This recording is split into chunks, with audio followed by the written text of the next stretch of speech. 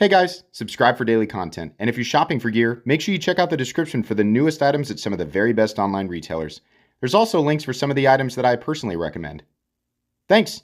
What's going on YouTube? Metal Complex here, and today I've got another interesting knife review slash knife overview to show with you guys. This big badass knife is called the Bison, the Kansept Bison, designed by Ray Laconico. I love this thing. If you like bigger knives, because this blade is 4¼ inches. It's huge versus your average pocket knife. It also has that awesome sort of combat knife look. I think the design is really cool. It functions really well. It's just a fun carry. And as far as premium pocket knives go, when you're talking about, titanium, and in this case it's S35VN, I think it's priced really well. I think it's priced pretty competitively. There's a lot of people that this is going to be an instant buy for, and, truthfully, as far as the stuff that Artisan Cutlery has been sending me, this is far and away the coolest thing for a while. I really enjoyed this knife. It was fun to carry. It's a bit cumbersome, right? But it was really fun. Put a smile on my face every opportunity that I had. So I'll link it down in the description. You guys can check it out if you want to. It does help my channel when you use those links, but that's entirely up to you. Thanks to my patrons for supporting me. Make sure your notifications are on for the Metal Complex YouTube channel. Let's do some size comparisons. Any custom scales you find in this section can be found down in the description under Original Goat and others. Look at the size of this thing. We forgot to measure it, but look at the size of this. Up against the 8010 and my own Excalibur.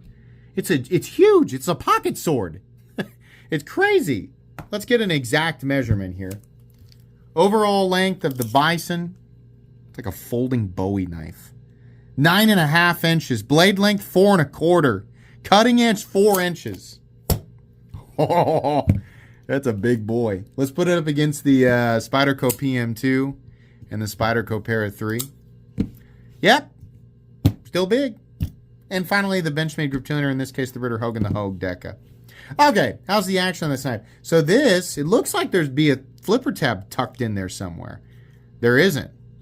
No double clutch, and the action's good, but honestly, it's really just the weight and mass of the blade that allows it to nearly fall shut. Thumb studs are fine. I wish they were a little bigger, and I wish they were domed off the top. But I can't sit here and say that really stopped me from being able to comfortably deploy it. Pretty easy to deploy. This right here, it's kind of it looks like a soft bevel, but like there's a lot of lock bar tension because of, I think, how high this relief cut is, and it's not a super huge relief cut, so there's a lot of lock bar tension, and they didn't give you a ton of room right here to engage, I think, to keep the aesthetic here nice and clean, so I get it. It is not difficult to disengage, and it is plenty safe, given you have this huge unsharpened area that comes down to your thumb. It's not difficult, but it's also not the most convenient and the most comfortable disengagement, but it's good. The action is still good. You guys, Artisan Cutlery and Ray Laconico, you have plenty of room to have hidden a little flipper tab somewhere. I mean, you could have definitely had something right here that just kind of poked out a little bit and allowed somebody to almost like light switch it. You would have kept that aesthetic, and you totally could have tucked it under here. Maybe it would have created a little bit of design, issue. But I understand why they did it this way. I think, you could totally do a hidden flipper tab in the future for those folks who would love the same thing with a flipper tab. But personally, I like it with a thumb stud, so I'm good. Action good is what I'm trying to say. Carry profile thickness up against the Spyderco Para 3. It's really not insanely thick. Sorry, this knife is just huge. Little tiny bit thicker than the Para 3. Length and height up against the PM2 and the Para 3. This is a big thing to carry, right? Materials. We are looking at titanium. We're looking at a titanium backspacer, a titanium pocket clip, an S35VN, which is one of my favorite steels and I think fully appropriate at this price point. We do have a bit of internal milling, which is good because this is huge. Probably north of 6½ ounces, maybe even pushing 7. Let's see. I have to guess. 6.6 ounces. So there you go. Balance. Tad butt heavy. Here's your balance right here. About 1/2 inch to 3/4 inch back from the pivot. Probably not going to matter too much to people who just want to carry it because it's a big folding combat Bowie knife. So let's go ahead and do a hardware check. I'll get out my tools as per usual. My tools are very inexpensive and very recommendable. You can find them right down in the section of my description that talks about the tools I use in this channel. I believe that is a T10 pivot, and it is. Thank you very much. T10, these, oh my God, they better be T8. Don't you dare do T6 and T10. Don't you dare. What's this? Oh, darn it, that's a T7. Surely they're a T8. Surely. This is a T8. They are. Okay, good. All right. Good deal. How about your pocket clip screws? What are they? Come on, artisan. Come on. Do T10 across the board or do T8 across the board, right? We got T10, T8, T6, T6. You don't have to take the pocket clip off. I don't think at all, right? Maybe it goes into the backspacer. It's unlikely. But if you want to, it's T6. Either way, it should be pretty easy. As long as you have the right tools for the job, you should be good to go. Let's measure the blade stock thickness here real quick. I don't think it's insane. 135, 140, maybe somewhere in there. Let's find out. 136 thousandths. There you go. Okay, meat and potatoes time. I love the aesthetic. Once again, another Ray Laconico that looks good. Yeah, you could say Ray Laconico kind of keeps everything within a certain perimeter, and he chooses safe lines and classic lines.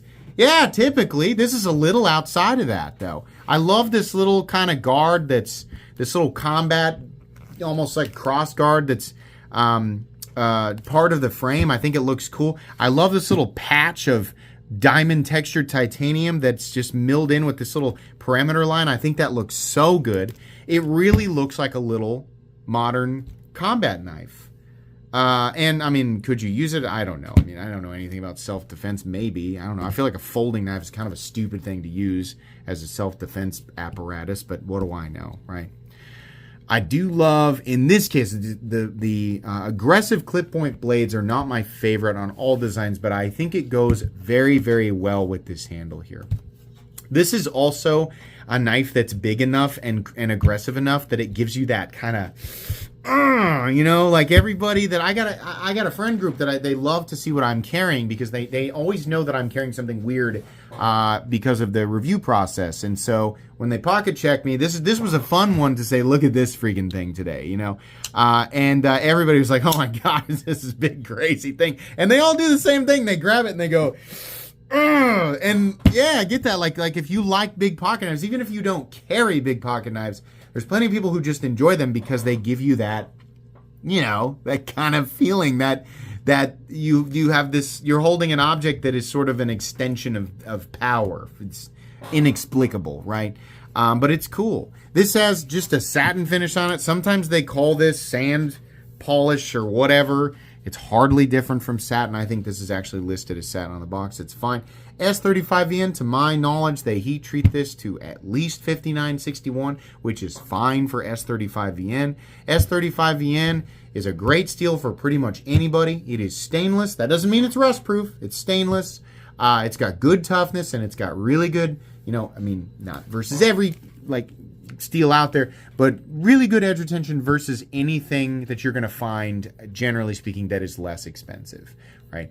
There are some, exceptions, like with artisan cutlery, periodically using S90V on knives that cost $100 or less, sure. But typically, like if you're going to take the average, the S35VN does a really, really good job, and it's also not super difficult to touch up.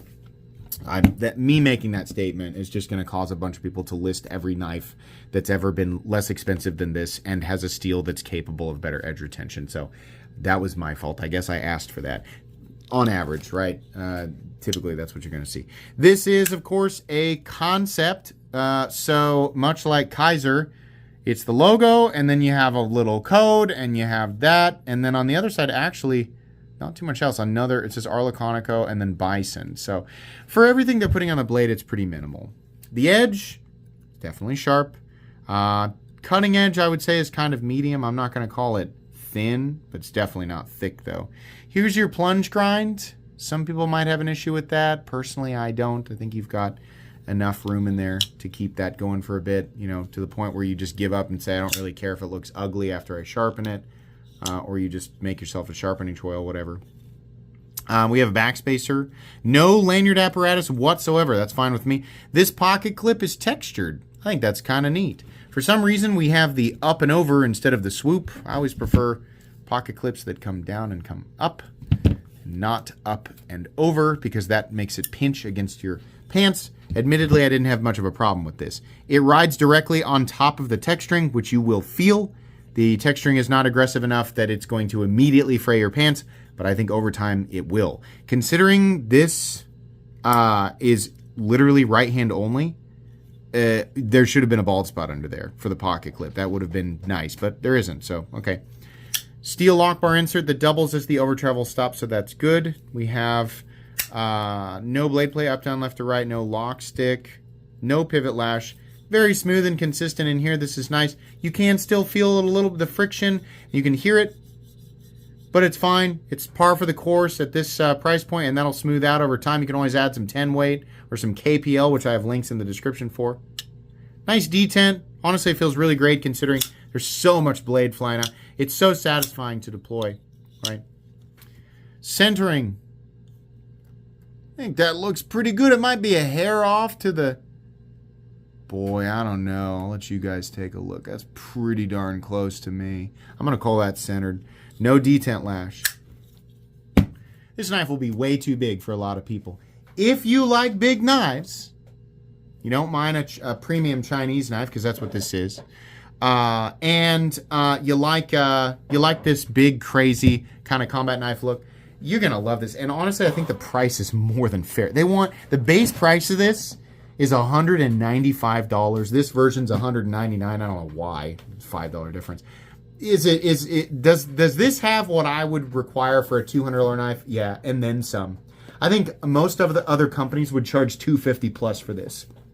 If you really like big knives and you kind of like that combat aesthetic, again, I have no idea if this would make a good combat knife. Probably not. I have no idea. I don't really care, right? But if you like that aesthetic and you still want a nice, big, high-quality premium folder that you can still use for EDC, be careful who you whip it out around and where you're carrying it. Make sure it's legal in your area, but you're going to love this. To those people, yes, I recommend it. Not to everybody, but, I mean, I just need to be... I'm going to put it in my recommendable knives playlist, but... For those of you watching right now, just need to be clear, not to everybody, specifically to people who want all this, but they want, a big one. I think it'd be a good idea, Artisan Keller and Ray Laconico, if you made one of these that was like 7.5 to 8 inches, probably closer to the 7.5 area, so that people could have a more EDC, a compact EDC size version. But this is very cool, and it was really fun. I really enjoyed carrying this one. So links in the description for this guy. Check it out if you want to. That's going to be it today. Please make sure to follow me on Instagram at metal_complex. If you enjoyed this video, leave a like. If you'd like to check out my other content, I do, of course, have lots of videos of knives that are either expensive or inexpensive that I do or don't like, so check those out. And if you enjoy all my content, go ahead and click on that Metal Complex logo right there and subscribe, because there's definitely more coming. Thanks again for watching, everybody, and have a great day.